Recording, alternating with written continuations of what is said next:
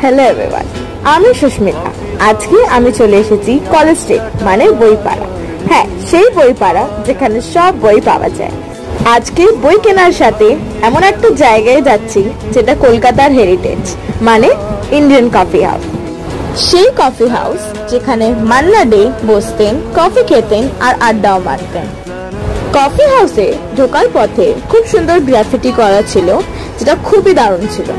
একদমই ঠিক যে ওখানে গেলে নস্টালজিক ফিল হয়।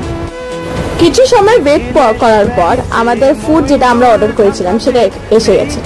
আমরা চিলি চিকেন উইথ চিকেন চাউমিনে অর্ডার করেছিলাম, তার সাথে hot coffee and cold coffee with cream order করেছিলাম। চলো দেখা করি নেক্সট ভিডিওতে।